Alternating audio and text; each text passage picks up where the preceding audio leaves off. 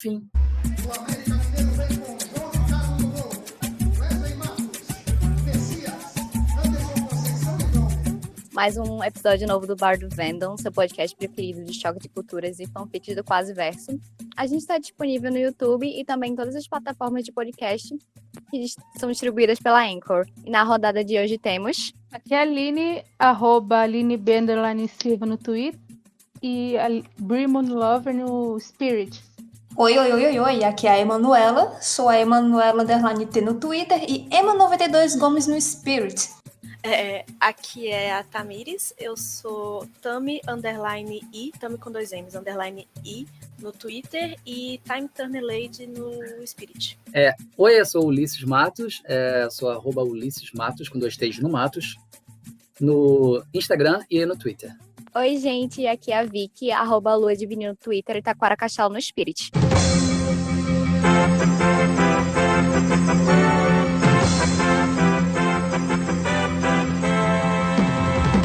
Atenção! Fique atento à classificação indicativa de cada fanfic e também à arte produzida. No episódio de hoje, a gente vai citar a fanfic da Papi, @almaxarifada no Twitter.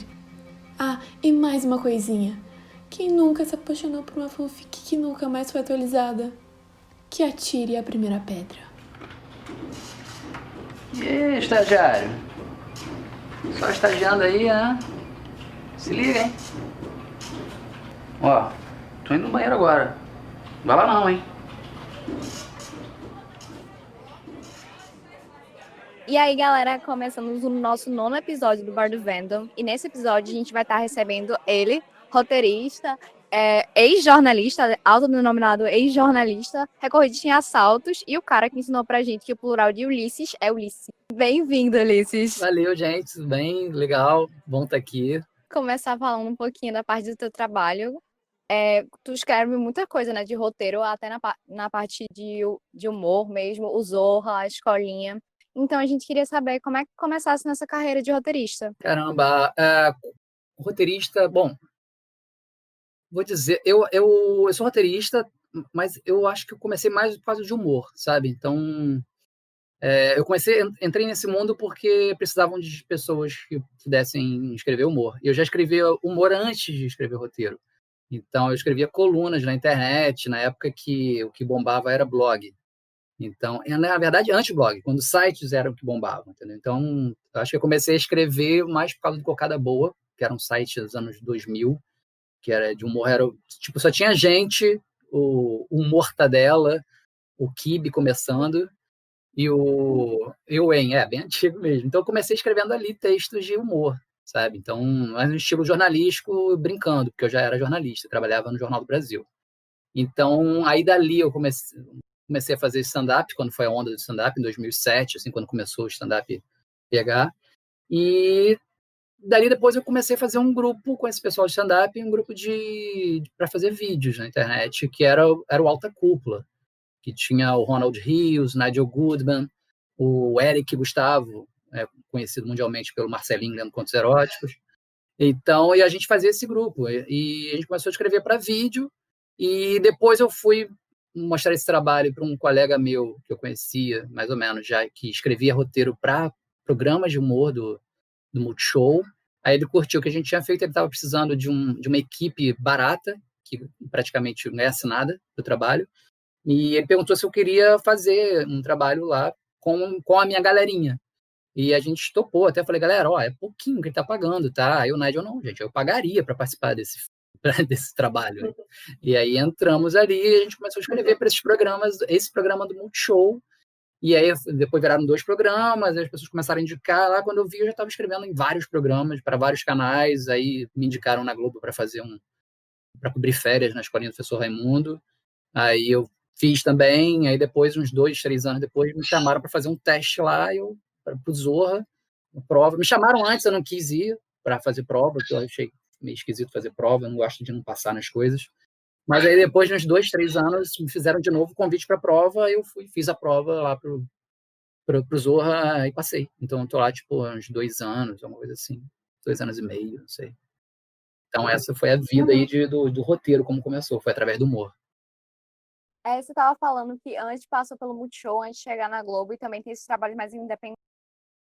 E qual a diferença de participar desses projetos independentes que às vezes acabam tendo que ter um roteiro e uma produção de guerrilha, que nem foi o 10º Andar que o Raul falou quando ele veio aqui no podcast, e participar desses que são, querendo ou não, mais estáveis, como a Globo e o Multishow? Essa diferença é grande, assim. Eu acho que tem gente, algumas pessoas podem até reclamar. Ok, eu era uma dessas pessoas que reclamavam, porque quando a gente faz uma parada nossa independente, a gente tem um humor autoral, todo mundo tem o seu humor, né?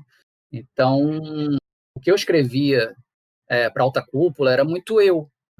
Tipo, o grupo era os vídeos do Ronald tinha a cara do Ronald, os vídeos que o Eric pensava, os vídeos que o Nigel pensava, e os meus, cada um tinha a sua cara. E quando eu escrevia Cocada Boa, sabe, era simplesmente eu escrevia e acabou. Meu humor é assim tal. Algumas pessoas gostam de stand-up, a mesma coisa. Você faz stand-up ali, tem gente que odeia e tem gente que adora. Eu me lembro de shows que eu via que metade do público estava com raiva de mim e a outra metade estava rindo pra caramba.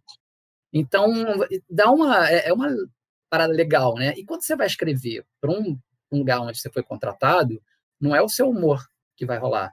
É o humor que é do programa, que já existe antes de você. E você tem que se adequar. Então, assim, tem uma pequena frustração em você não conseguir colocar suas coisas, às vezes, porque você tem que respeitar outro tipo de humor, né?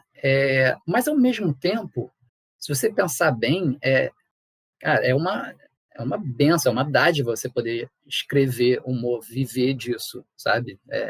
Eu já fui jornalista, então eu trabalhava, 10 horas por dia, escrevendo o que os outros falavam, correndo atrás de gente, ligando o dia inteiro maluco, tendo horário para fechar matéria, e aí às vezes quando eu virei editor tinha que administrar uma galera, quando eu vi não era mais jornalista, eu era editor de anúncio que entrava ou não na revista. Então, pensando hoje, assim, dane que não é meu humor às vezes, sabe, que eu tô fazendo, que eu tô fazendo um humor pré-concebido para um programa e falando com uma galera que nem a galera que seria minha fã normalmente, quando eu tô escrevendo na Globo ou no Multishow. Já é bom demais estar trabalhando com isso, sabe? Então, é uma coisa que não dá para reclamar de barriga cheia.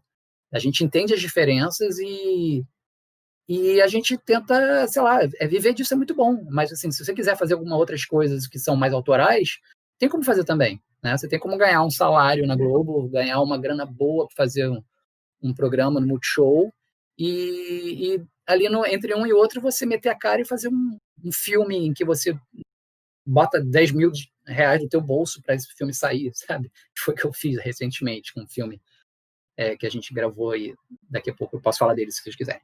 Mas é por aí, acho que a diferença é essa, você saber para onde você está escrevendo e é bom demais você estar podendo viver disso, né? Além de você estar trabalhando como roteirista, né, no Zorro e Fora de Hora, você também tem alguns projetos pessoais, como o blog Portfólio Tolices, eu achei o nome muito engraçado. E o livro Na Kombi. Você pode falar um pouquinho sobre eles e aproveita também para falar do filme que foi recentemente selecionado, né? Parabéns. Sim, obrigado. Vocês estudaram, né? Legal. Gente, assim. Pois é. Não, então, vamos lá, falar primeiro do que... então, cara, esse blog portfólio foi... Eu tenho que... Eu vou acabar contratando alguém para conseguir botar as coisas lá, porque eu tinha muita... Quando eu era jornalista, eu escrevia umas colunas de meio que de humor e não humor. Então, assim, eu tenho uns textos que eu curto, que eu fiz no Jornal do Brasil, que não eram textos jornalísticos, né?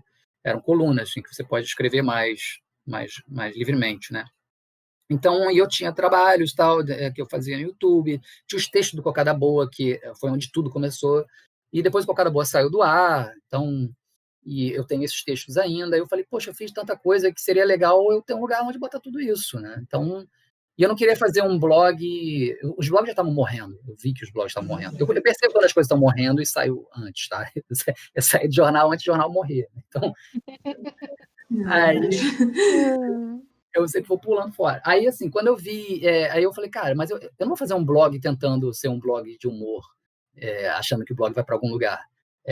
Mas eu vou fazer um blog portfólio, eu não vou ficar criando coisa para o blog. Eu quero botar uma coisa que eu tenho já um material que eu acho que é legal e às vezes eles voltam, sabe? Quando você vê, tem um texto seu que volta do nada, como sem crédito, né? As coisas rolam assim. Então, eu queria um lugar para botar tudo. Só que acho que ele está sem atualizar uns 3, 4 anos, porque eu tenho outras coisas que eu estou fazendo e eu falo assim, tá, entre continuar a escrever o livro ou vou fazer aqui a atualização do blog. Eu vou tentar meter a cara no livro, né? Então, os livros que eu estou tentando terminar. Então, assim, a gente nunca tem tempo para fazer as paradas, né? Então, esse blog portfólio, um dia ele vai ser atualizado. Eu acho que eu estou quase contratando alguém e falo assim, ó, tá aqui, tudo isso aqui, digita aí e tal. E os textos do Cocada Boa, eles mudaram muito, né? São textos que saíram em 2000, 2001. Então, tem coisas que a gente tem que mudar, tem coisas que não podem mais ser publicadas, que as coisas mudaram muito, coisas que a gente falava, que a gente, opa, que isso? Eu pensava assim. A gente muda muito em 20 anos, né? A gente amadurece. E também tem piadas com pessoas que sumiram. Então, você tem que adaptar aqueles textos que ninguém mais sabe quem é essa pessoa. Então, essa pessoa também cresceu, ninguém mais sabe. Então, eu queria adaptar esses textos para hoje. Então, assim, eu nem recomendo. Já até pensei, quando você entra lá nas minhas coisas, tá lá no Twitter, qual é o seu site? Aí tá lá o site tolices.com.br.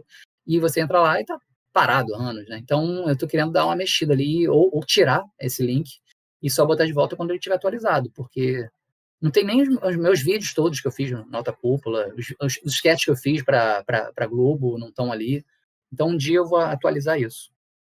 Eu nem lembro mais. Sabe uma bobeira que eu fiz? Olha só, muita burrice minha. Eu falei, cara, vai ser um blog totalmente autoral. Então, cada ilustração que eu usar vai ser uma ilustração que eu vou desenhar. Só que eu não sei desenhar. Então, eu desenho mais ou menos. E eu comecei a desenhar no Paint. Sacou? Então, e aí eu vi que eu estava levando muito tempo para fazer o desenho. Eu ficava, tipo, 2 horas para fazer o desenho e eu falava, cara, eu vou... E nesse ritmo eu tenho que continuar assim, tem que continuar assim. E eu já vi que foi um grande erro. Então, estou a fim de chegar lá, apagar todas essas ilustrações que eu fiz no Paint e começar a botar lá, sei lá, qualquer foto, qualquer coisa, para ilustrar os textos, né? Então, é um outro erro também que eu cometi. Eu abri o blog aqui e eu vou te falar que eu desenho muito pior do que isso. Então, já tá ótimo. Mas a gente perde muito tempo nisso, tem que tirar isso. Eu não tenho tempo para desenhar no Paint e ainda mexer nos textos, sabe? Isso é burrice. Uhum. É burrice minha. E sobre o livro?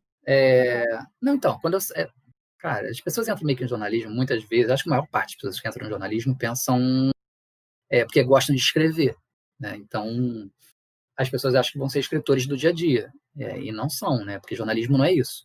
O jornalismo é contar para as pessoas alguma coisa que você viu e ouvir as pessoas e botar aquilo ali. Mas é uma profissão que você ainda escreve. Então, e se você conseguir dar um pouquinho certo, você pode ter uma coluna. Então, que é uma forma de escrever mesmo, de verdade. É um mini escritor, né? O colunista. Então, assim, eu sempre tive vontade de escrever, ser escritor mesmo, viver disso. Só que é um sonho meio ridículo, né? É muito difícil você viver disso. Só os grandes escritores conseguem viver disso. Então, o jornalismo para mim era meio que uma tentativa de chegar lá. Então, quando teve um momento que eu falei, cara, chega, eu não vou mais escrever em jornal, eu não quero mais isso para minha vida, meu filho vai nascer, eu vou ter filho, eu quero ser pai, porque se eu for jornalista eu não vou ser pai. Então, porque não tinha tempo para nada, entendeu? Mal tinha tempo para minha esposa e tal. Então, eu falei, não quero mais essa vida, eu vou escrever livro. Então, eu saí e comecei a escrever livro. Só que eu tinha um plano também de roteiro, só que o roteiro era o meu plano B. Só que o plano B ele cresceu demais e eu acabei não tendo tempo para escrever livro. Então, quando eu falo assim, agora eu vou entrar, agora eu vou terminar o livro. E aí vinha, aqui, você tem um programa aqui, você quer escrever? Aí eu, puta, não, esse programa é bom, vou escrever. Então, eu entrava nessa, né? Então, tem um livro que eu tô, tipo, uns mais de 10 anos, e eu estava já terminando ele no final, estava já faltando, tipo, uns 4 capítulos para terminar, e aí eu fui ver de novo e falei, não, cara, isso aqui não tá bom, eu tenho que mudar essa narrativa, então eu quero reescrever, e eu mostrei para algumas pessoas mesmo, falaram assim, não, tá maluco isso que você tá fazendo aí. Tava muito pretencioso, tava tentando fazer uma parada muito inovadora para primeiro livro e eu ia errar muito, sabe? Então é isso, é um livro sobre sobre um negócio de registro de sonhos. É como, assim, inventa-se uma máquina que se registra os sonhos e como isso vai mudando a sociedade, porque as pessoas começam a usar isso. É meio que uma brincadeira uma correlação com a internet, né? Que a internet ela surgiu para conectar as pessoas nas universidades, né, com os estudiosos, e virou uma grande máquina de entretenimento. Então eu vou fazendo um livro sobre isso, sobre um cara que ele é pro-dreamer, né? Ele é sonhador profissional, porque existe isso, só que a vida do cara vai se enrolando toda, e tem um cara que começa a explorar uma rede de sonhos, que as pessoas começam a usar isso para entretenimento. E é meio com humor também, mas também é meio sério e tal. Então, na verdade, são 2 livros que eu tô... O outro livro eu já escaletei também. Estou escrevendo um livro como se fosse roteiro. Eu meio que já escrevo o que vai acontecer em cada capítulo. E só falta depois abrir as cenas, sabe? Então, isso aí, assim, cara, meu sonho é esse, é escrever livro e meter esse livro pra frente. Então, eu acho que esse ano vai, eu acho. Vamos ver. Todo ano é o ano do livro, só que esse ano está sendo o ano da pandemia, então eu não sei se é o ano do livro.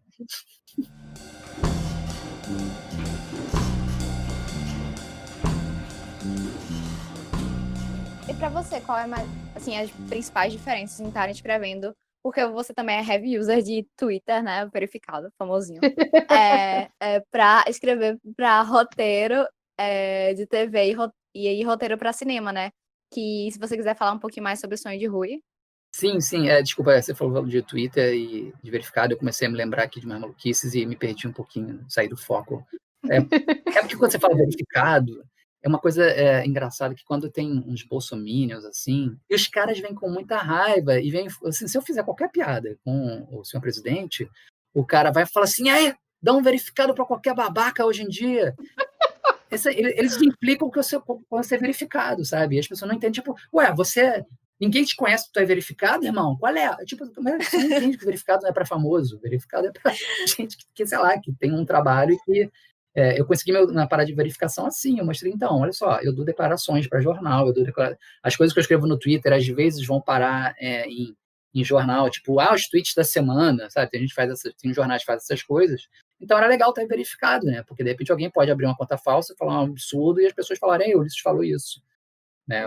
Ou o cara da Globo falou isso. Então, essa verificação veio por causa de uma parada profissional, né? Não é por causa de famoso. E os bolsominions não conseguem entender isso. Inclusive, assim, se eu tiver um trabalho para entregar e eu tiver apertado com prazo, eu sei que eu não posso twittar, porque se eu twittar, eu fico voltando lá toda hora para ver o que aconteceu, se as pessoas curtiram, se não curtiram, se tá com 10 likes, aí se tá com 10 likes só, eu falo, que vergonha, falei merda, vou apagar. Aí, aí a outra pessoa começa a retweetar e começa a andar, eu sei, não, então não era merda, não falei merda não, então beleza, tá indo. Aí, sabe, eu fico lá, tipo, não, vou parar de ver. Aí tô escrevendo, tipo, será que andou mais um pouco? Aí quando eu vou ver lá, 1000 RTs, o que aconteceu? Alguém poderoso retweetou. Aí começa a procurar quem foi que retweetou. Aí, foi o Caíto. Caíto retweetou. Então... Exato. Sabe? Aí eu fico assim. Então, o Twitter... uma vez meu filho perguntou assim, pô, pai, qual é o teu jogo favorito, cara? Last of Us, não sei o quê, blá, blá, blá. Aí eu falei, pô, Heitor, eu acho que meu jogo favorito é o Twitter. Porque nem... os prêmiozinhos são tipo, você tem um seguidor novo, legal, aí você não sei o que, aí você escreve um negócio e fala, aí as pessoas saem, tipo, caramba, aí você ataca, vocês fazem uma manifestação política, aí você perde 100 pessoas, você, ok, mas peraí, eu perdi 100 coisas ruins, tudo bem, sabe, aí, para mim é um grande jogo o Twitter, então para mim o Twitter é uma forma, também é uma forma de você exercitar, né, humor. E você conseguir fazer uma piada que, ao mesmo tempo, você levanta e você dá o punch e em 140 toques, que não mais são 140 toques. Mas eu gostava disso quando eram 140 toques. E eu gosto. Então, ele é uma prática. E, às vezes, outro dia eu vi também um cara, muito tempo atrás, um maluco lá que falou merda.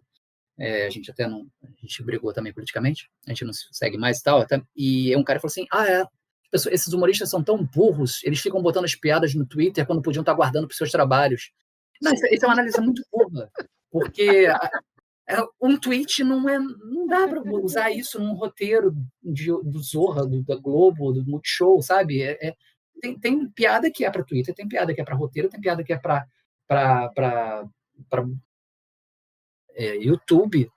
Tem piada que é para você soltar numa roda de amigos, né? Eu tenho um arquivo de Word com várias piadas que eu vou botando. Isso aqui eu guardo para isso, guardo para isso. Então, às vezes, quando eu vou escrever um roteiro, alguma coisa, tipo, eu acho que eu tenho uma piada sobre isso. E vou lá, meu arquivo tem, tá aqui, sabe? Então, e tem piada que, cara, eu sei que só vai servir no Twitter. Então, eu vou usar no Twitter, sabe? Então, o Twitter, para mim, é um jogo, é uma prática também e tudo mais. O filme, cara, que a gente fez foi um filme também, assim, de guerrilha pra caramba, sabe?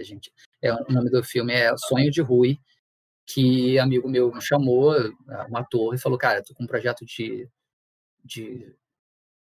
filme aqui. Ele falou, você já escreveu algum filme?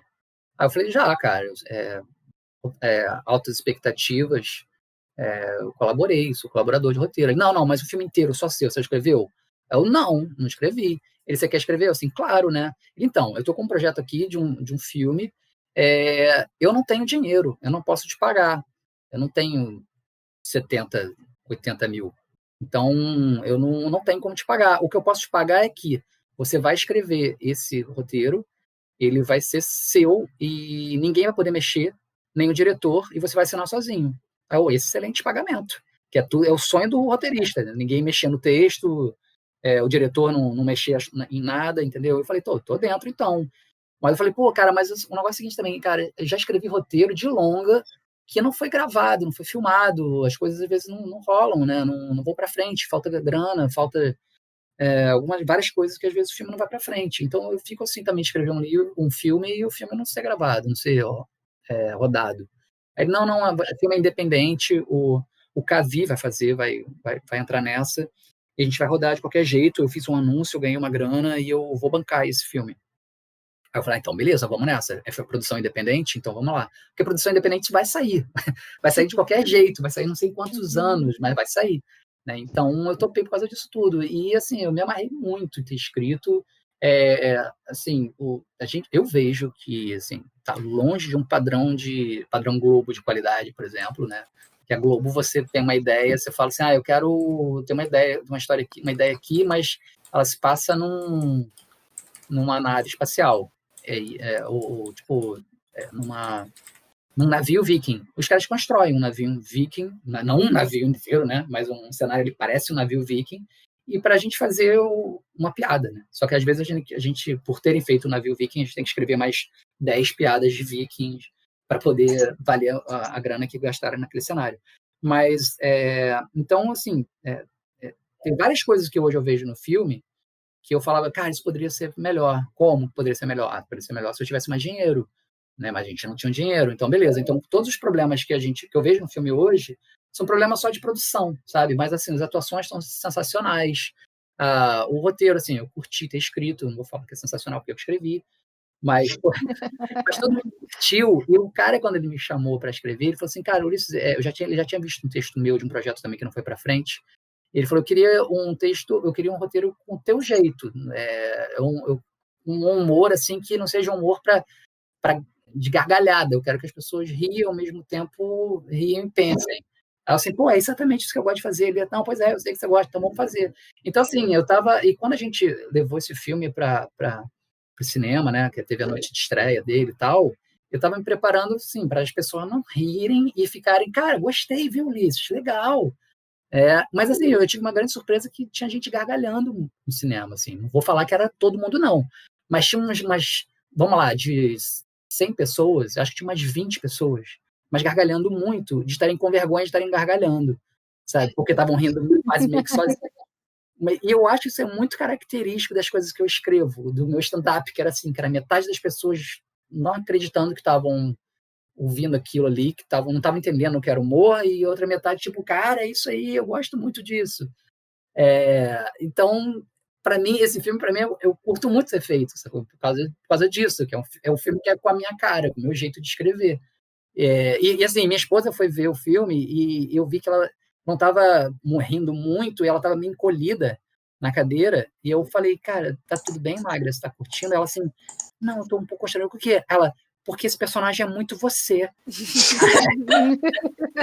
Não, ele é maluco, ele tem problemas. Ela, não, cara, isso aí são coisas que você pensa, Ulisses. Pois é. Ai, meu Deus.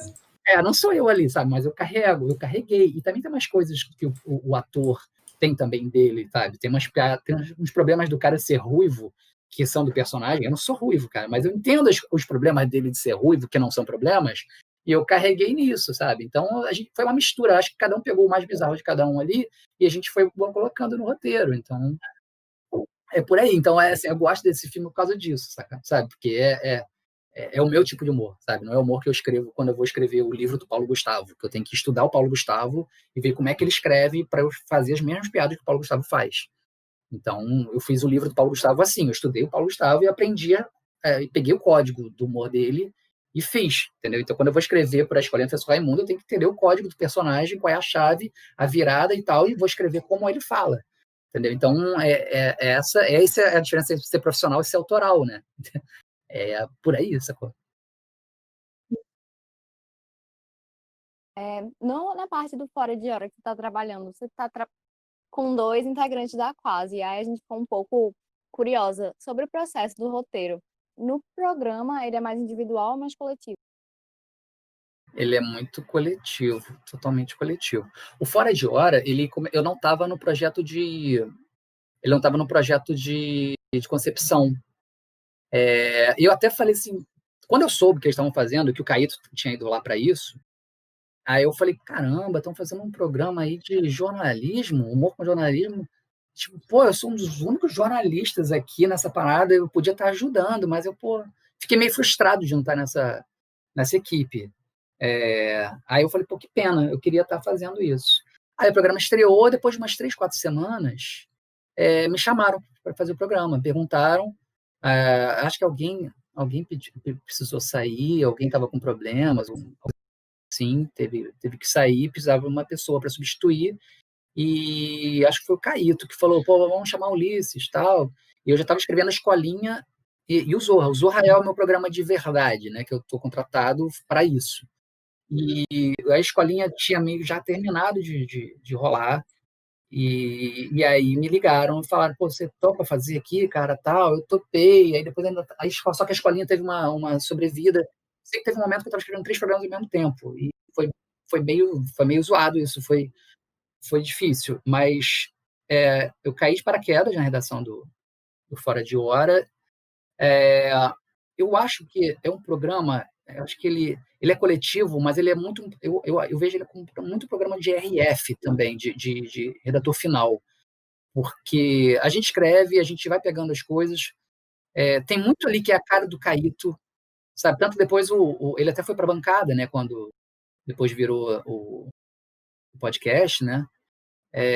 Mas também tem muita coisa que a gente escreve, e a gente vai vendo que o Paulo assume muito o jeito dele ali. Então, as ideias são concebidas em grupo e um vai melhorando a ideia do outro, como é muito em mesa de redação, né? Mas eu acho que a gente vai pegando com o tempo o jeito de cada um, sabe? Então, a gente, quando vai escrever uma coisa que a gente sabe que o Paulo vai falar, a gente acaba botando umas coisas que a gente sabe que é o humor do Paulo, né? Que é do Paulo Vieira, né? Que é da coisa do pobre, do cara que não é daqui do Rio e está ali vivendo no mundo da Globo, né? Então a gente acaba pensando piadas assim, para todo mundo, mas muito de mesa, tá? Tem muita ideia no Zorra, muito acontece isso, que a gente leva uma ideia aí, tipo, a ideia é essa aqui, o cara chega em casa, ele vê isso, quando ele vê acontece isso, não sei o quê. Aí todo mundo, cara, maneiro, mas esse não sei o quê, não sei o quê, eu não sei o quê, não sei o quê. Aí quando você vê, a ideia não é mais aquilo, mas ela ficou melhor. Às vezes não fica melhor, mas a maior parte das vezes fica melhor. E fica às vezes até difícil você falar, esse sketch é meu. E aí você abre, você vai para casa e você escreve.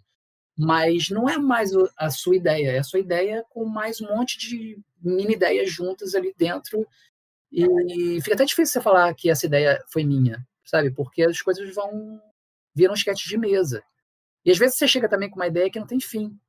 E aí as pessoas falam, vai terminar assim, assim, assado. Entendeu? Então, assim, tem coisas que eu já vi no Fora de Hora que a ideia era de outra pessoa, mas eu senti como... Quando eu fui no ar, eu fiquei todo orgulhoso ali, porque a ideia não era minha, mas eu me lembro que eu botei um negócio ali que fez muita diferença, sabe? Então, eu acho que o processo é esse, é de grupo mesmo. Mas tem umas coisas que eu vejo também que, quando vão para o ar, estão com a cara do Caíto e do Riso, porque eles mexem também e fica com uma pegada deles também, sabe? E eles têm bastante propriedade sobre o programa, eles podem mexer bastante, entendeu? E mexer para melhor, né?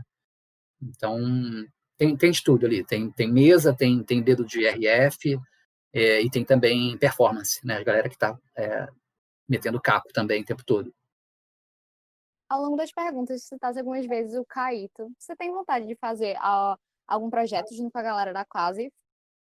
Cara, então, eu fiquei amigo do Caíto porque a gente fez um projeto junto. Só que eu acho que o programa não ficou legal e a gente não divulgou tanto. E o Caíto mesmo falou assim, cara, eu não quero assinar isso não, pode dar merda pra mim. E lá porque ele trabalhava no Nave. Eu não sei se vocês conhecem a história de progresso do Caíto. Aham. A gente entrevistou ele compartilhou um pouquinho isso com a gente. Tá, então eu tive um projeto maluco que o pessoal me chamou para fazer. Era um programa maior. Eu falei, galera, assim, isso vai dar muito trabalho fazer. Mas tem um negócio aqui que é puro ouro, que se vocês não fizerem, eu vou fazer. Aí que era tipo análise da Bíblia, era um debate. O nome disso é o Círculo Bíblico, tá no YouTube, tá no ar. É no canal Círculo em Debate no YouTube, e é o Círculo Bíblico. E aí a Clara que trabalhava tá nos vídeos com a gente, ela é a apresentadora dos debates, ela, cara, eu trabalho com o Caíto, que é um cara genial, não sei o quê, eu trabalho com ele no Nave, vamos chamar ele para ajudar a gente? Aí eu entrei em contato com ele e joguei lá, tipo, fala, Caíto, eu sou o Ulisses, tal, não sei o quê, eu fui do Cocada Boa, eu sei que ele curtiu Cocada Boa porque ele é dessa época, eu sou o Ulisses, sou o de Seu Capim do Cocada Boa, não sei o quê, ele, tal, não sei o quê.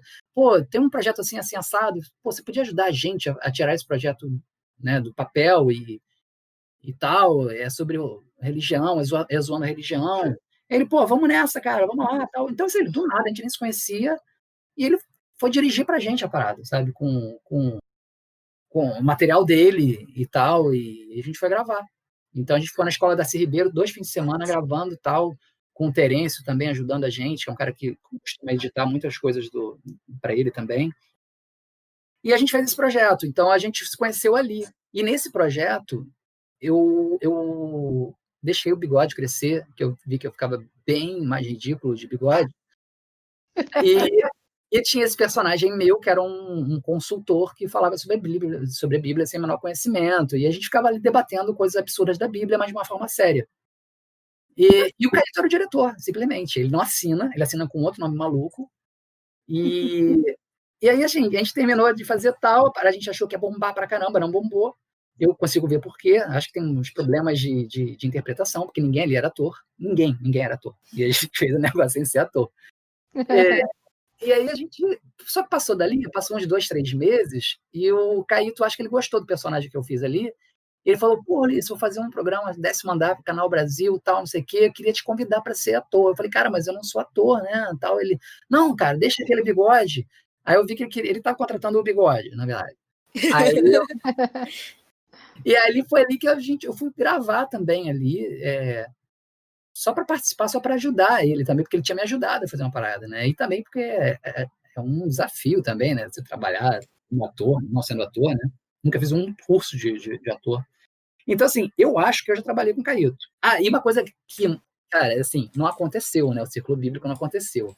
E, de repente, do nada, eu vejo no YouTube, cara, acontecendo o Choque de Cultura. E eu falei, cara, o Choque de Cultura é o Círculo Bíblico bem feito.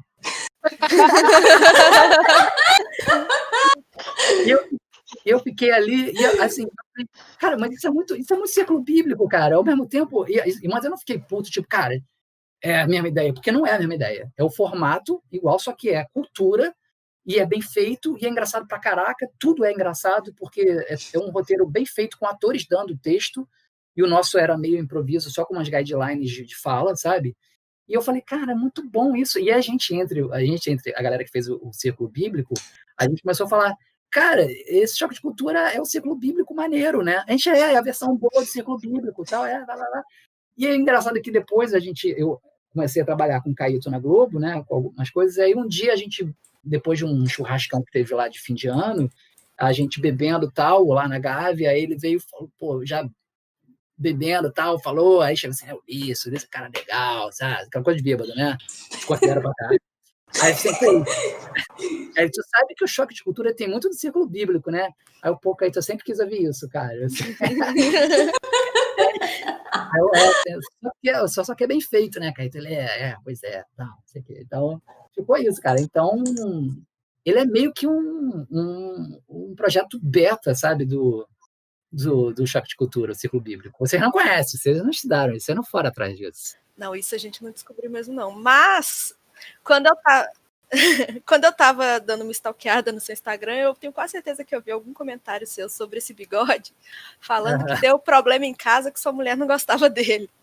Então eu achei graça disso. Cara, a minha mulher, ela não gosta de beijar homem com bigode, sabe? Então, o que é bom pra mim, quando eu tô sem bigode. Mas, assim, aí cara, enquanto eu gravei, a gente não teve intercurso sexual, sabe?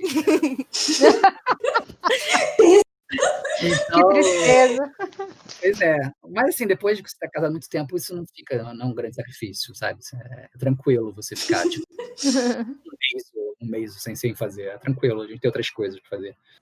Não, depois dessas informações que você falou que o Caíto estava contratando o bigode, eu tô me perguntando se não foi ele que sugeriu o bigode do Julinho. Tô questionando isso aí agora. Se ele gosta tanto assim de bigode. Mas antes disso, acho que Furlan já usou bigode, um monte de coisa, sabe? É meio que um código, né? E é muito da linguagem deles, né? Da TV Quase, desse ridículo, né, cara? Cara, eu sou muito, muito feliz. Cara, eu não sou da TV Quase, né? Eu não sou da trupe deles, mas eu sou muito feliz deles terem acontecido, porque eu era fã já do trabalho deles, fã, né? Tipo, parceiro de trabalho. Tipo, também tem um negócio que eu chamei o Caíto também para escrever, que é um projeto que a gente ganhou da prefeitura, um edital da prefeitura para fazer um canal. Eram 2 canais. É um canal que tinha 2 webséries rolando. Era o Longe do Reino e o Épica das Galáxias. O Caíto ajudou a gente a bolar alguns personagens pro Épica das Galáxias, entendeu? Então eu tenho até foto com ele, com o Arnaldo Branco, que você deve conhecer também. O Arnaldo Branco, ele fez algumas coisas também.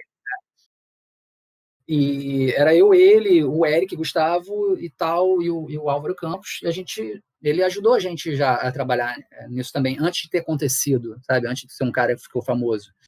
E ele fazia muito o Falha de Cobertura, que eu já acompanhava. Eu achava o Falha de Cobertura muito engraçado. Eu gostava muito do Furlan, já tinha gravado um programa na internet com ele também e tal. Eu gostava do trabalho deles. E o Choque de Cultura, o Falha de Cobertura era uma coisa que me deixava muito amargurado. Amargurado não, aflito, que eu achava maneiro pra caramba. E dava 1.000 views, 2.000 views, sabe? E aí eu me lembro que eu falava com o Caíto assim, pô, Caíto, aquele programa é tão maneiro, cara, e vocês não tem views, né, cara? Vocês ficam tristes com isso? E o Caíto falava, não, Liz, tranquilo, cara, o negócio é fazendo, tem que ir fazendo. Isso meio que virou um mantra pra mim, assim, e que eu uso muito, às vezes, com as paradas que a gente continua fazendo, sabe? Então, tipo, eu tenho o programa com o Caruso e com o Rafael Studart, que é dentro da Caverna do Caruso, que é o 3 Elementos, que, cara, o Caruso é um cara conhecidaço da Globo, é difícil andar com ele na rua, as pessoas param ele e tal. Só que é chato, né? E ele é super famoso, mas ele foi fazer uns vídeos voltados para a comunidade nerd, ele queria fazer coisa nerd. Então, os nossos vídeos têm ali uma média de 5.000 views, sei lá, e tal. E, às vezes, a gente fala, tipo, caramba, cara, a gente faz uma parada, a gente se dedica, a gente tá um tempão fazendo, já tá quase 2 anos, e a gente não tem, assim, a gente tem... Quando um vídeo bomba é quando ele deu 15.000, né? E eu falava, cara, vamos continuar fazendo, a gente não curte fazer? A gente curte. Pô, o Caruso, você não é realizado em outras áreas, você não tem isso, você não tem aquilo, tu é, né? E eu também, eu curto, não sei, cara, a gente tá fazendo porque a gente curte, né? Não é porque não dá 100.000 views, não dá 1 milhão de views, e a gente não é youtuber, que a gente vai deixar de fazer. E eu falo sempre, cara, o Caíto fazia o Falha de Cobertura, dando 1.000, 2.000 views, e ele falava, vou continuar fazendo. E é isso aí, vamos continuar fazendo. A gente curte fazer, não é porque a galera não tá lá acompanhando tudo e dando like e tal, que a gente vai deixar de fazer. Sabe? Quando você gosta de fazer uma parada e você faz, e isso dá em outra coisa. Foi Falha de Cobertura que foi dar no Choque de Cultura, né? Então, cara, vamos fazendo.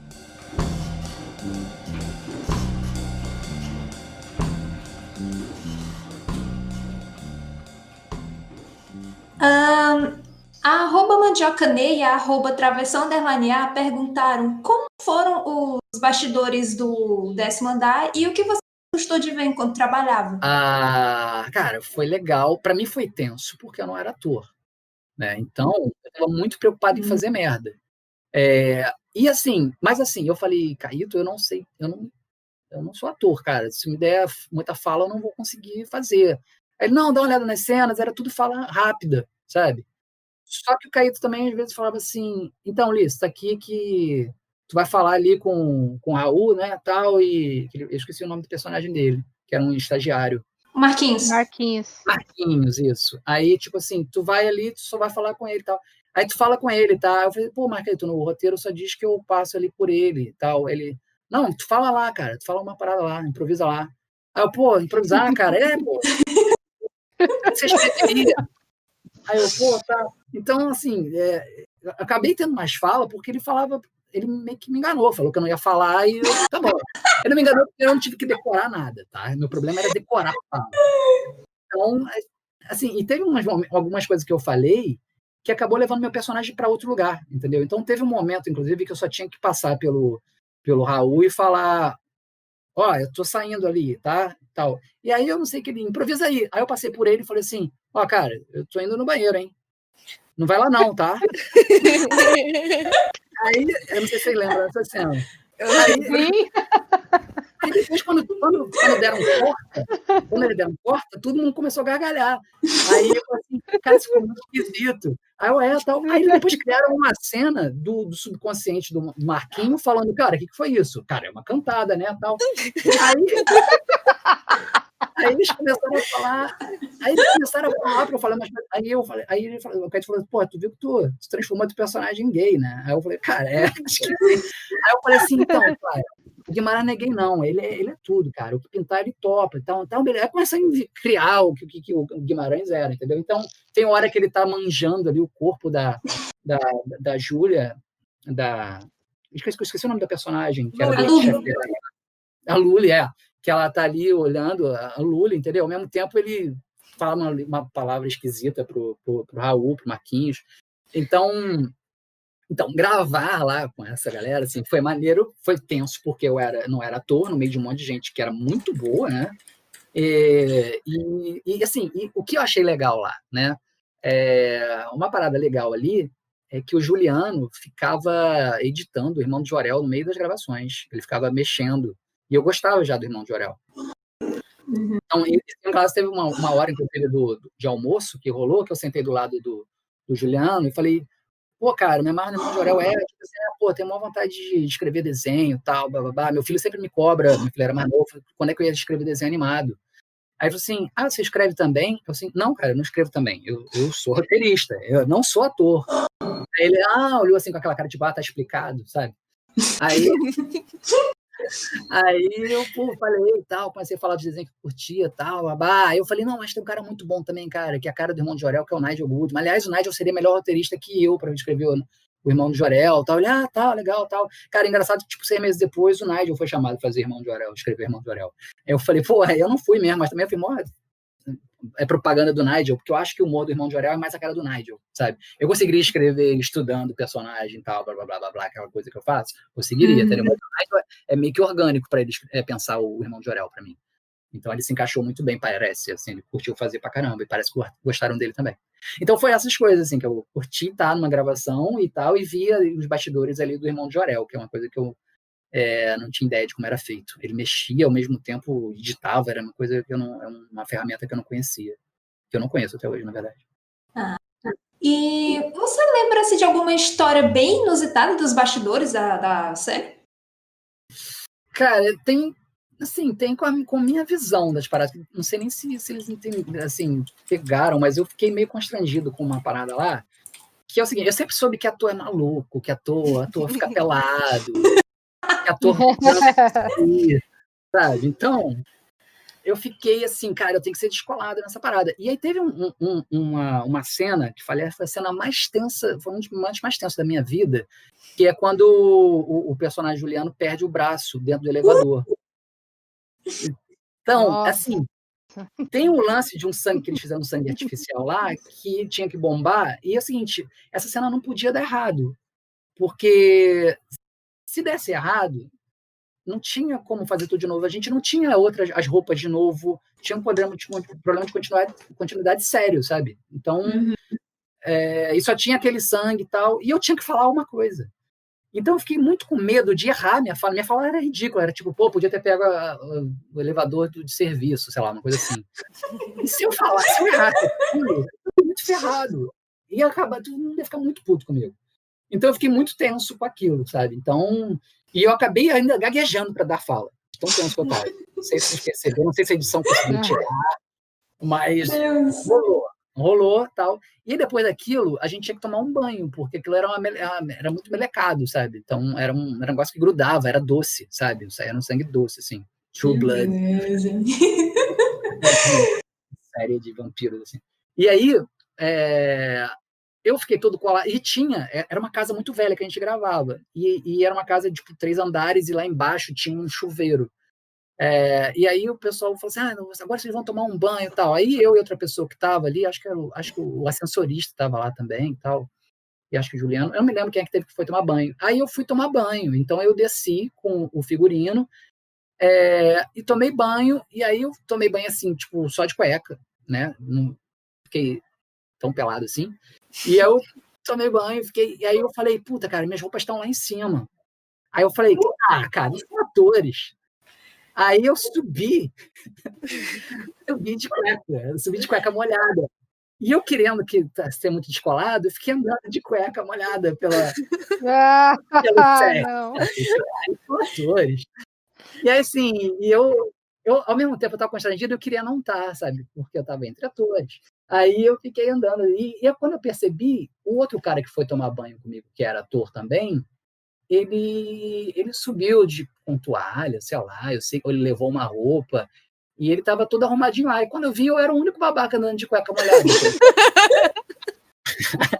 Aí eu falei, cara, eu vi que as pessoas estavam meio que olhando, assim. Aí eu falei, cara, acho que eu não tô sendo um cara descolado, eu tô sendo meio que um otário, assim. Aí cara, eu peguei correndo minha roupa, me arrumei meio com vergonha, assim, sabe? Então, assim, esse foi o que aconteceu na minha cabeça. Eu não sei se na cabeça deles foi assim, sabe? Mas na minha cabeça eu tava pagando um mico andando de cueca molhada. E cueca molhada é uma coisa meio esquisita, né? Penso. Ai.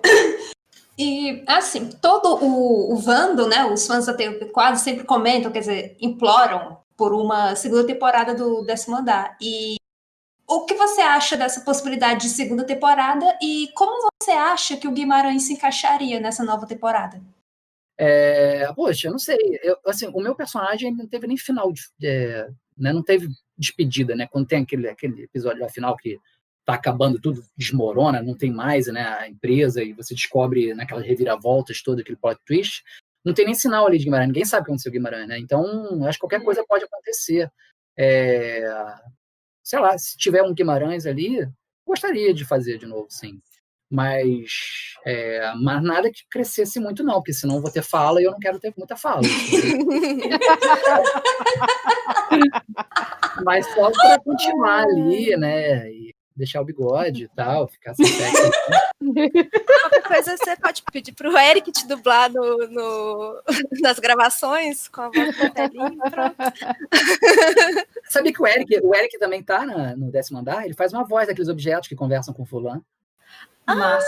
Vou observar isso. E é nítido, assim, para quem é fã do Marcelinho mesmo, não, Marcelinho não. Quem é fã do Marcelinho e conhece a voz do Eric, cara, tá bem pra ver que é o Eric, cara. Acho que é um dos primeiros objetos que conversam com fulano, acho que é o Eric.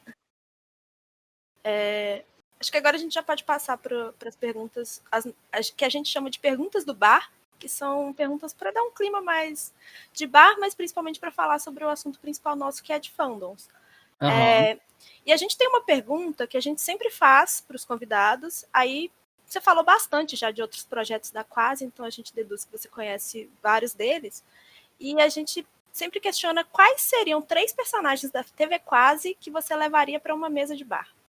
Olha só, eu não estou falando de personagens que eu tenho uma parada, você não vai acreditar, mas assim, eu tenho dislexia e tenho uma das manifestações é o problema com nomes próprios.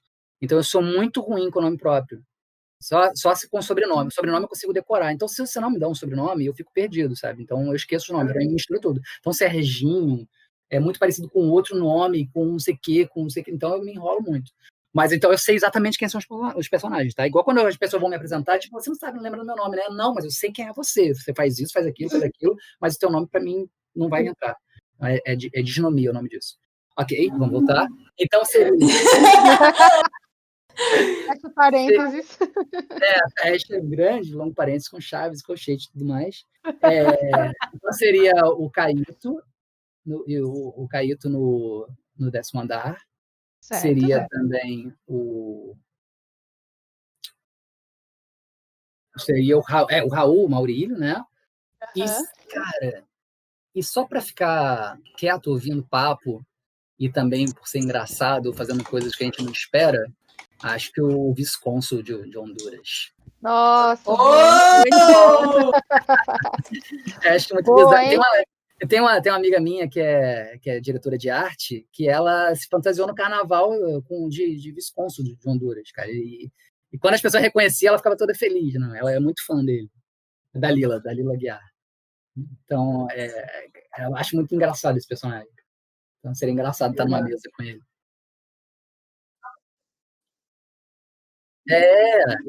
Sabe o que você espera dele, né? Muito bom isso. A gente teve uma experiência muito curiosa com você, que foi de você ter chegado a uma fanfic de uma amiga minha, né? A Júlia Pape. E ela, inclusive, pediu para mandar um beijo. Legal. E perguntou também se você chegou a ler a fanfic toda. Eu li toda, cara. Engraçado. Engraçado que é o seguinte, né? Eu não sou exatamente da geração dos fanfics, né? Os fanfics, eu acho que eram mais, para mim, fanfic era mais uma parada de o cara escrever um livro de Star Wars, que não é escrito pelo George Lucas, né? E eu sei que as palavras vão ganhando novos significados, né, expressões. E eu sabia que fanfic mais para frente agora, né, tem muito envolvimento sexual entre os personagens. Fanfic geralmente é coisa de sexo, né? E aí, quando falaram que tinha um fanfic com os personagens, eu falei assim, bom, o fanfic hoje em dia é a relação entre os personagens, mas acho que eles não vão conseguir fazer isso, não fazer os caras se relacionarem, será? Eu quero ler isso, né? E aí eu comecei a ler, enrolando, aí eu falei assim, então, não vai ter não. E aí a parada depois começa a rolar, e eu falei assim, cara, será que vai rolar mesmo? Eu acho que não, será? E aí quando rolou, ficou engraçado, porque ficou uma coisa natural ali, né? E foi acontecendo e eu comecei a achar engraçado os caras estarem se relacionando, né? Eu consegui imaginar ali. Então, eu achei engraçado, cara. Eu curti. É um lado dos personagens que eu não consegui ver. O personagem do Furlan, sendo gay, eu consigo enxergar mais. Eu achei engraçado o personagem, o Jorginho, né? Era o Jorginho, não era? Era o personagem caído, né? Isso. Se envolvendo ali. Eu achei engraçado, sabe? Achei engraçado isso. Curti.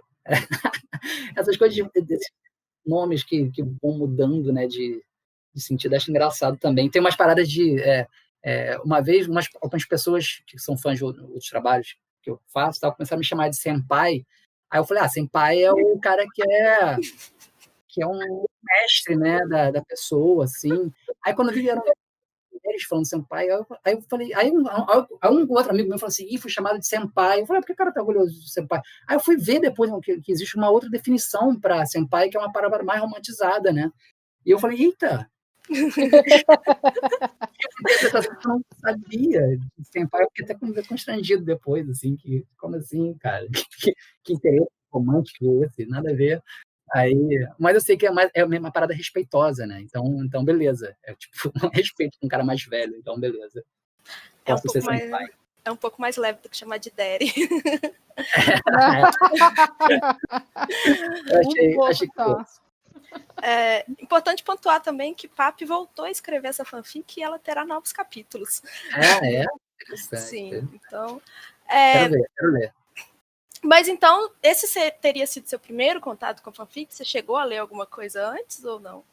Eu acho que foi o primeiro fanfic mesmo que eu li mesmo. Então, assim, eu já vi trechos de fanfic que as pessoas zoavam, sabe? Mas eu gostei desse fanfic que ele tá bem escrito, né? Tá? Ele não é tipo uma forçação de barra só para... eu quero que fulano fique com fulano. E aí faz uma situação qualquer que o cara bebe e pronto, estão transando, sabe?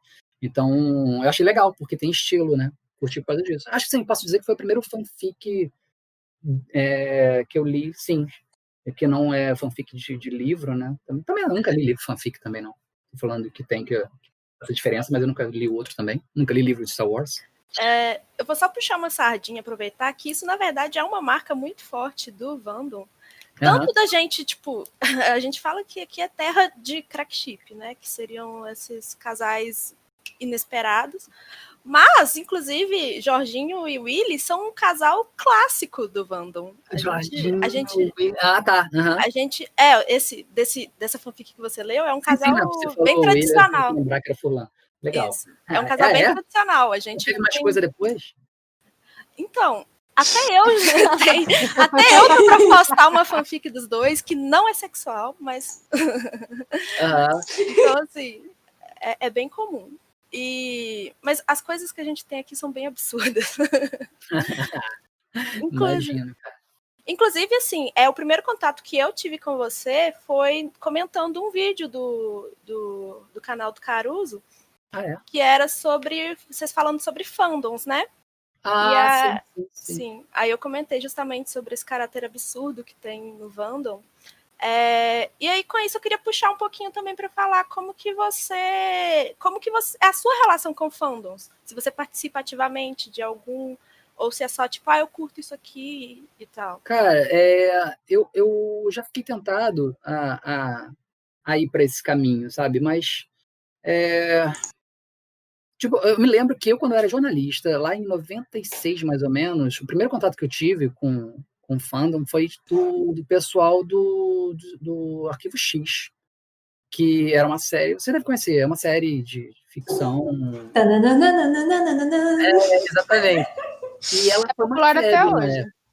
E eu fui fazer uma meio que voltou um pouquinho, né? Ela sumiu.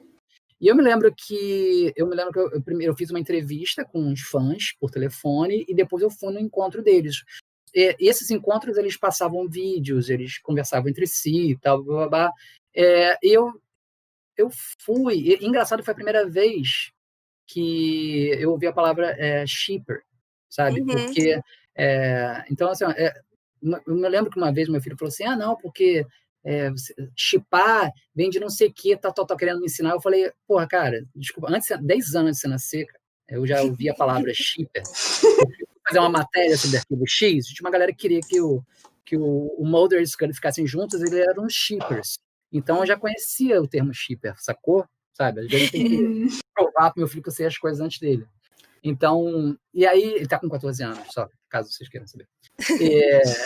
Então, assim, ali deu vontade de participar, sabe? Mas, ao mesmo tempo, eles eram mais jovens, eu já era adulto, entendeu? Então, eu já tinha os meus 25 anos, 26, e ela era uma galera ali, tipo, 18, 19 anos, e também eu estava ali numa parada profissional, sabe quando você é profissional, você chega em um lugar e você...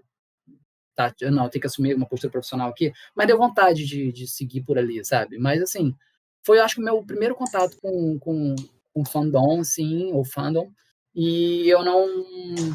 Depois eu não tive, não. Assim, a minha relação com coisas... Eu sou muito fã de várias coisas. Tipo, eu sou muito fã de Marvel, sabe? Fã pra caramba mesmo. Tipo, ontem à noite eu tava tendo uma dúvida com o meu filho sobre uma parada do filme do Endgame, que aí minha esposa tinha ido dormir, aí a gente, então vamos ver aquele trecho lá, cara, pra tirar essa dúvida? Ele, vamos. Então a gente botou o trecho e tal. Só que quando deu a hora do meu filho dormir, ele, então, já tiramos a dúvida, cara, eu vou dormir, tá? Não, cara, fica aqui, Heitor. Ele, não, porque meia-noite é minha hora de dormir. Ele meio certinho, sabe? Então, deu meia-noite, ele foi dormir. Aí eu vou continuar vendo aqui, cara. Eu fiquei até 3 da manhã vendo de novo o filme, sabe? Então, eu sou muito fã de Marvel. Mas aí, qual é o meu fandom? Tipo, eu tenho um grupo no WhatsApp de falar de coisas da Marvel, sabe? Então, A gente, quando tem um filme, vai estrear um filme, a gente vai junto todo mundo ver o filme à meia-noite no shopping, porque eu não consigo esperar o dia seguinte eu acho um absurdo alguém no Brasil ver o filme antes de mim, sabe? Então eu tenho que ver. Então, assim, a minha relação... Eu não sei se eu chamaria isso de fandom, porque a gente não tem um grupo no Discord, sabe? A gente não tem o fanfic de Marvel. Então, eu não sei, vocês consideram isso um fandom? Acho que sim. Ah, vocês estão querendo ser bonzinhas comigo. Isso.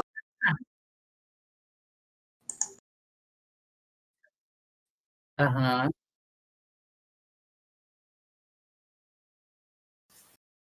Eu acho que sim. A gente consegue. Não, é porque eu pessoalmente tenho uma visão de que existe um fandom macro e um fandom micro, que seria a galera que consome e discute entre si, ou a galera que consome e discute num grupo maior, que seria Twitter, Tumblr, esse tipo de coisa. Pra mim, conta, entendeu? Conta, No WhatsApp, né? A gente só pra mim. Mas a gente faz piada com os personagens. Então, já conta. E eu lembro que no vídeo você falou muito do fandom de Doctor Who também, do qual eu faço parte. E é um outro fandom meio maluco também, que as pessoas são meio extremas nele. Eu vejo que quando as pessoas ficam bem revoltadas porque o Caruso não conhece Doctor Who, ele é besteira, Doctor Who, sabe? É ruim. Tipo, ontem mesmo eu tava vendo um episódio, e eu vejo tô vendo todos eles, né? Então, eu não diria que eu seria parte do fandom de Doctor Who, não.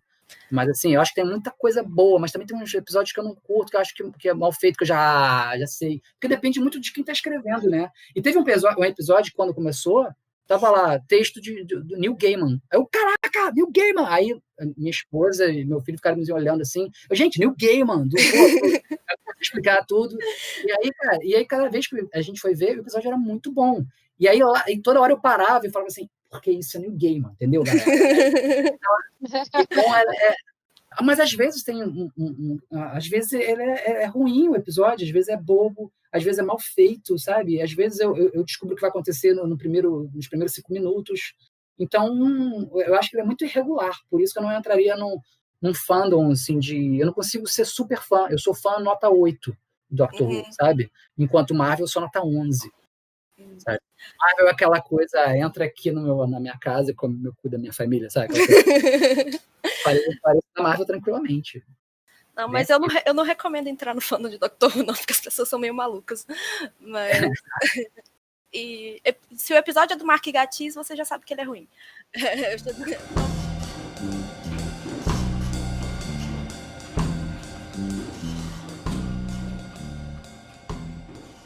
A gente pediu pro pessoal pelo Twitter, no Instagram, @barduvandom, né? E a gente começa pela pergunta da @furlancest e @travessão_a. Elas querem saber qual é o seu programa e personagem favoritos da Quase. Cara, eu acho que é o Choque de Cultura, né? Com certeza, o Choque de Cultura. Acho que é o melhor mesmo. Com certeza. Agora, o personagem... Cara, acho que seria o Maurílio, porque eu me identifico com ele. Eu seria aquele cara, sabe? Então, às vezes, quando eu fantasio, tipo, cara, se eu fosse muito bom ator, eu poderia participar daquilo ali e eu ia pedir para fazer esse personagem, sabe? É uma coisa assim que eu tinha vontade de fazer. E se eu fosse roteirista deles, eu ia querer escrever as coisas do Maurílio. Então, eu conseguiria... eu me identifico com o personagem, eu acho que é isso. Eu curto esse personagem. Eu odeio me identificar com o Maurílio, porque ele é muito prejudicado pela vida. Não é bom isso, não. Cara, assim, o comportamento até dos outros caras com ele, dos outros personagens com ele, assim, é muito parecido com as coisas que acontecem comigo na vida real também. Sabe? Então, e eu tô ok com isso, sabe? Eu acho que... Sabe quando você sabe que é assim, então tudo bem. Se você não souber, você é burro, é otário, entendeu? Então, eu acho que você não é babaca. Se você não é otário, se você souber que as pessoas acham que você é otário. Meu lema é esse. Então, é uma coisa que você escolhe e foda-se, entendeu? Então, o Maurílio, para mim, ele sabe que se ele for falar aquilo, ele sabe qual é a reação que ele vai ter daquilo. Mas ele quer falar assim mesmo e foda-se, sabe? Então, eu sou muito isso. Eu sou muito... ok, eu posso não falar e tudo seguir adiante, mas eu vou falar porque eu estou muito afim, se ninguém gostar, foda-se, se me zoarem por causa disso, eu vou falar. Eu sou muito isso, então eu me identifico totalmente com o personagem. A @Mari_Chips, @Mari_Chips, que é participante também, integrante do podcast, que infelizmente não pôde estar aqui, quer saber qual é a sua dica para um estudante que gostaria também de trabalhar na TV ou com audiovisual no Brasil em geral? Bom, depende com o que ela quer trabalhar, né? Então, eu não saberia. Eu sei falar muito sobre roteiro, né? Eu acho que ajuda muito quando as pessoas fazem um curso tipo Darcy Ribeiro, fazem um curso ou de roteiro legal, sabe? E eu acho importante o curso de roteiro não para você aprender a escrever, porque eu acho que quem gosta de roteiro já sabe escrever, meio que é uma coisa da pessoa, escrever, né? Como atuar, você antes de fazer um curso de ator, né, de interpretação, as pessoas sabem quando o cara é um bom ator, né? A pessoa percebe umas coisas, uma pessoa performática, uma pessoa que consegue decorar uma fala e tal. Acho que o roteiro também é uma coisa que você sabe como é que é. Escrever, gosta de escrever, você gosta de ler, tem que gostar de ler. Para quem gosta de escrever, tem que gostar de ler. E quando você pegar um livro de roteiro, é muito fácil, gente. Você pega um livro de roteiro do Sid Field, o manual do roteiro, e você entende rapidamente como é a estrutura de roteiro. Então, é uma fórmula, sabe? Então, e você tem que saber a fórmula, até para você quebrar a fórmula, se você quiser. Mas a fórmula você tem que conhecer. Então, não é difícil escrever roteiro, mas os cursos de roteiro são bons para você entrar em contato com quem trabalha nisso. Então, se você vai para o curso de roteiro, mesmo já sabendo como é que faz roteiro, porque o professor ali de roteiro vai pedir um trabalho, vai pedir uma coisa para você escrever, vai pegar aquilo e falar, pô, gostei desse cara aqui. E quando ele precisar de mão de obra barata ou gratuita, ele vai chamar você, tipo, você quer fazer uma participação aqui? Não, e o cara vai amarradão, e dali, depois ele vai te chamar para um trabalho remunerado, ou com outras pessoas vão trabalhar contigo, vão gostar de trabalhar contigo, que você abre uma cena só, e quando você vê, depois você é chamado para um trabalho que você abre a cena pra caramba. Então, a minha dica para roteiro é essa. Para diretor, eu não sei muito como é que faz. Às vezes é roteirista que vira diretor, às vezes é ator que vira diretor, mas eu sei que fazer cursos também deve ajudar muito, né? Até para você saber, porque diretor é mais difícil, né? Você tem que saber mais coisas, né? Mas, agora, sei lá, se for contra a regra é outra coisa, figurinista é outra parada, né? Então, e acho que todo mundo, toda essa galera que eu estou citando, todos esses cargos, para mim, trabalham no audiovisual. Então, tem gente que quer trabalhar no audiovisual porque adora fazer como eu falei, a Dalila, que é muito fã da galera do TV Quase também. Ela é diretora de arte. Ela trabalha no audiovisual tanto quanto eu. Então, se a gente precisa de um livro, você encontra um livro, fulano encontrou, estava lá no roteiro, fulano encontrou um livro velho de 100 anos. A gente não tem um livro de 100 anos. Ela vai pegar um livro e ela vai fazer a capa do livro e ela vai fazer o livro ficar com 100 anos. Ela vai usar umas coisas para envelhecer o livro, entendeu? Então, é sempre o exemplo que eu dou. E, cara, esse trabalho é essencial na televisão e no cinema. É indústria audiovisual. Então, tanto quanto um roteirista, um diretor ou um ator, a direção de arte é um trabalho. Fotografia é outro trabalho importantíssimo, né? Para indústria visual, né, desse entretenimento e tal. Então, eu não sei dizer, depende do que a pessoa quer fazer, eu só sei mesmo dar a dica do roteiro. E de ator, né, também, você tem que fazer os cursos de interpretação e conhecer as pessoas certas, né. Certo. A @ggpaxi pergunta: qual a sua opinião sobre a afirmação das pessoas de que programas humorísticos e humoristas em geral têm sido essenciais para auxiliar na saúde mental das pessoas durante a pandemia? Olha, eu acho que faz sentido, porque muitas vezes, eu até achava que nunca acontecia comigo não, mas assim, eu já vi algumas pessoas postando no Twitter, falando, poxa, hoje eu recebi uma mensagem de um cara falando que estava muito mal e que meu trabalho ajudou eles, que bom. Então, pessoas que ficam felizes em falar que receberam isso. Eu sempre achei, tipo, tá, beleza, mas será que é um pouco exagero isso? Não sei, tal, né? Mas outro dia eu recebi uma mensagem dessa, sabe? No Instagram, e um cara falando que estava malzão, tal, mas que adorava ver os vídeos, gostava muito das coisas que eu falo, que se identificava comigo nos vídeos lá do Três Elementos, do Com Caruso, e que ele estava na merda, mas que ele adorava ver os vídeos, que eram momentos que ele ficava bem. E isso não era antes da pandemia, isso foi antes da pandemia, tá? E aí eu, pô, cara, legal, eu não sabia nem como é que respondia isso. Eu não fui lá no Twitter falar que isso aconteceu, porque eu acho esquisito. Mas, ok, tô sendo mais esquisito ainda, porque eu tô contando para um monte de gente agora no ar, né? O que aconteceu. Mas acho que, pelo menos vocês me perguntaram, né? Então, é diferente você ficar cartando por aí, nas redes sociais. Mas, assim, isso existe, tá? Pessoas que estão mal e o humor tem um efeito terapêutico, né? Eu imagino que na pandemia, como muitas pessoas estão surtando, deve estar ajudando muita gente a lidar com as coisas. Eu não sei se é tão essencial assim, eu recomendo realmente um analista, que é a melhor coisa que você tem que fazer, né, para você se estiver com problemas, mas acho que o humor, ele ajuda só, né, não resolve.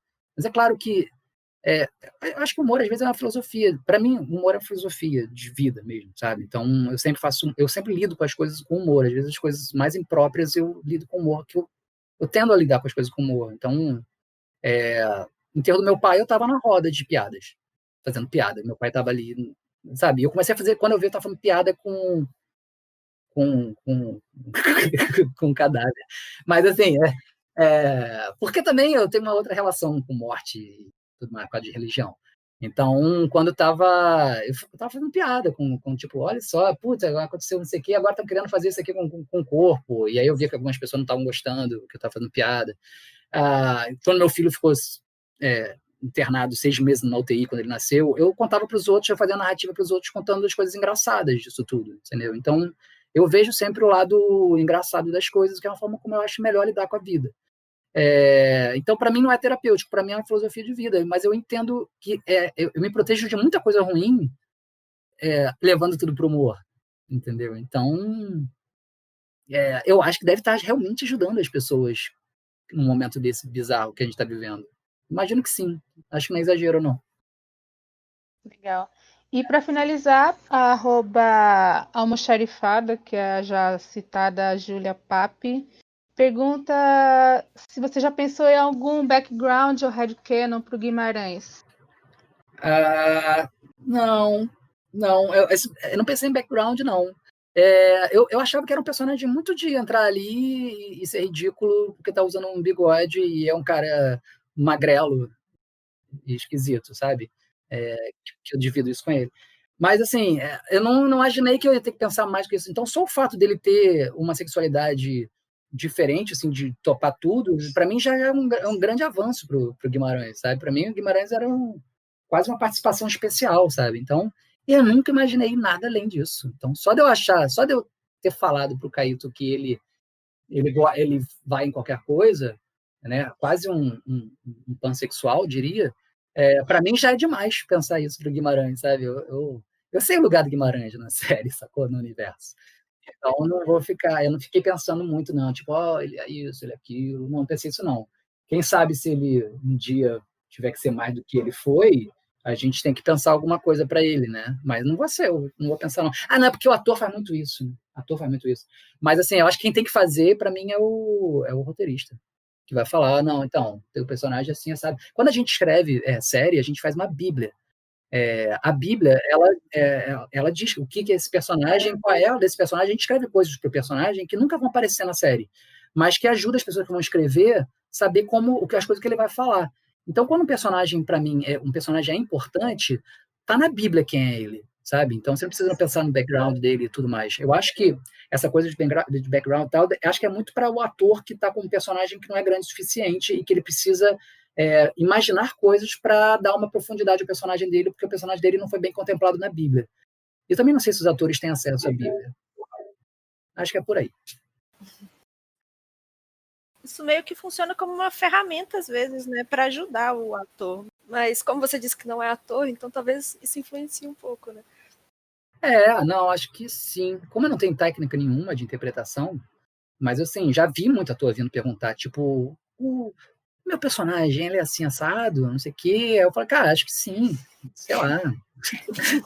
Eu entendo isso ser importante pro ator, entendeu? Mas como eu não tenho método, eu nunca imaginei isso, não. Eu acho importante para criar o personagem mesmo. Mas, ok, como eu não sou ator, eu nunca pensei nisso, não. E essa foi a nossa saideira. Obrigada, Ulisses, pela Valeu. disponibilidade de estar vindo para cá. Obrigado pelo É, convite. queres deixar algum recado final, promover alguma coisa? Né, promover. Não, sabe porque eu já acabei promovendo várias coisas no meio do papo. Eu pensei até dar uma olhadinha lá no Círculo Bíblico para ver, para tentar encontrar o dedo do Caíto em alguma coisa. Eu Então, procurei no meio da gravação, mas eu não achei, nada no coisa, mas eu também ficou aparecendo coisas mais, tipo, religiosas mesmo, não o... Mas eu Círculo vou dar uma bíblico olhada de mais. verdade. cara, tem uma coisa que eu quero fazer ainda com o Círculo Bíblico, que é engraçado, porque a gente abriu uma página no Facebook para o Círculo Bíblico. E a gente não botou os vídeos, tá? A gente botou só os links para os vídeos e ninguém clica. E, cara, toda semana eu tenho lá, tipo, 2 pessoas, 3 pessoas novas entrando na página. E são pessoas que são religiosas. Eu não tenho a menor ideia de que grupo é aquele, sabe? Eles estão entrando, eles estão achando que é realmente uma fanpage de Círculo Bíblico, que é a reunião que as pessoas fazem para falar da Bíblia, né? Então, o meu grande plano é editar em pequenas pílulas esses programas e subir direto no Facebook. Essas pessoas vão ficar muito putas. E aí pode ser que elas reclamem e peçam para censurar a gente, e essas coisas podem dar uma revitalizada na série, dar uma relevância que ela não tem, sabe? Então, eu acho que se eu quisesse divulgar alguma coisa para vocês, para esse fandom, seria o Círculo Bíblico mesmo, dá uma olhada lá. O Círculo Bíblico, o Épica das Galáxias, eu acho que não tem a pegada de vocês, que é tipo uma parada de se bem que vocês falaram de RPG aí, que vocês vão. Mas assim, é muito em cima de RPG e uma parada nerd. São 2 séries que elas vão se juntando. Você tem que ver o episódio 1 do Longe do Reino e o episódio 1 do Época das Galáxias. E vai ter uma hora que as coisas podem se misturar ou não. Que se eu falar que elas se misturam é spoiler, por isso que eu não vou falar. Mas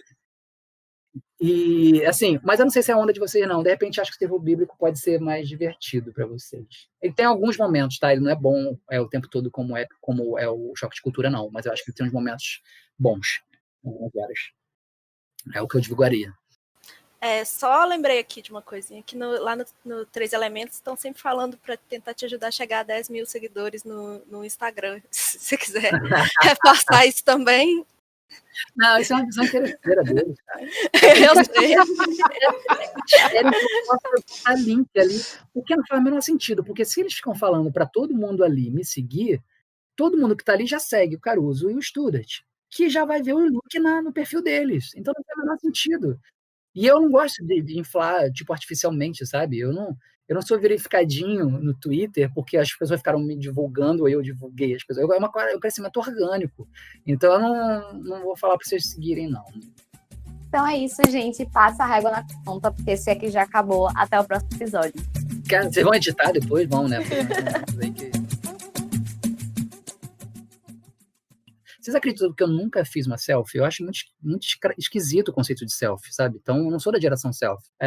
Eu nunca fiz uma selfie. Eu fiz uma selfie uma vez num palco que a gente faz um evento no Sul, em Santa Catarina, em Florianópolis, não sei onde é que foi o evento, esqueci, que eu falei isso no palco, que nunca tinha feito, e aí os caras me obrigaram a fazer, o Caruso me obrigou a fazer uma selfie com a plateia atrás, foi a única selfie que eu fiz na minha vida. Então, eu nunca fiz um selfie.